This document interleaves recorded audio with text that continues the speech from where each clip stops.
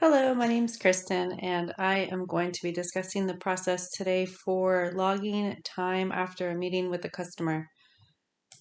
So this is a four-step process. We're going to go through each step real quick. We're going to go through logging notes on OneNote, how to add those notes into Accelo, make sure that you have time logged against it, and that there is a task created for the following week. So let's go ahead and take a look at how that looks. So to start with, we have our OneDrive account,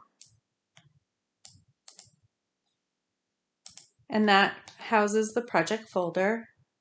So I'm going to go to WeConnect here, and in the project management folder of every single project, there is the OneNote folder. And under meetings here is where I'm going to be typing my notes as the meeting is being conducted. So I've just finished this meeting, and I'm going to go ahead and I'm just going to simply copy my information here. So you would type this as the meeting is going on. You've finished, you've copied everything, and now you're going to take it to Accelo. And there's two ways that you can record time here. So at the beginning of the meeting, I could have started my timer right here by hitting start timer. And you can see that the timer will pop up here at the bottom. And when you hit complete, it's going to pull up the notepad. And all you simply need to do is paste the notes. And you can see that the timer here at the bottom recorded the time. So I'd noticed that some people are putting what they did in the subject. You just want to make sure that the subject is appropriately titled and that all the information of what was said and done or what you've done is listed in the body. Now this goes for any sort of recording time. You always want what's done in the body, and then you just want the subject properly labeled, okay? And then you can go ahead and click save. I'm not going to hit save because I'm not going to record my time, but what I am going to do is show you the other way. So there's the timer, or you can hit add activity, create a note, and the same window will pop up, but you're going to need to manually record the time here. So same rules apply. Apply the body and the meeting subject and hit save.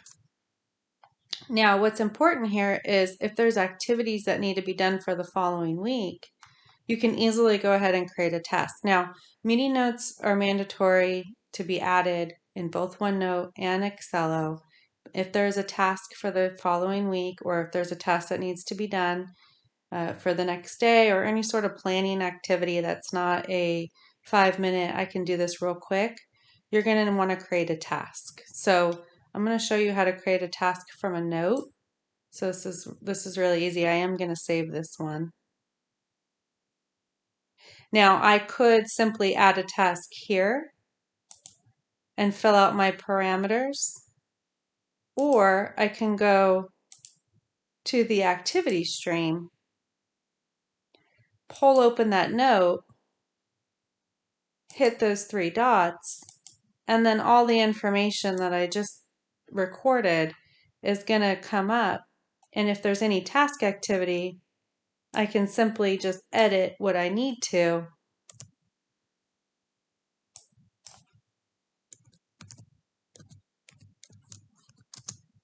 and move accordingly.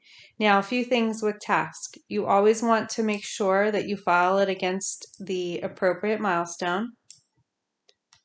You want to always estimate how long you think it's going to take you and when you expect to have that done by. So this is your workload. This is your expectation to set with the customer. So if you're assigning it to somebody, you know, what's the due date that you would need to have it done by, or, you know, if you're assigning it to yourself, same rules apply. And that will go ahead and that will create the task. So I'm going to put this under PM design meetings. We'll just say that there's an activity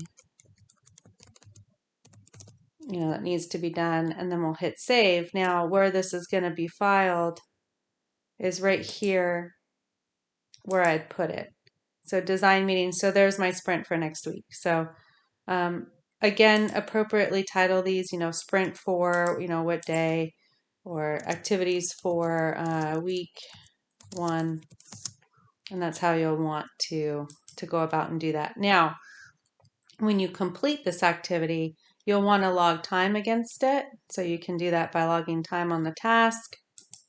And I actually will create another video for how to handle task, but the short version would be to just log time here. You're going to want to make sure that if you acknowledge it, you accept it. If it's started, then you've accepted it and started it.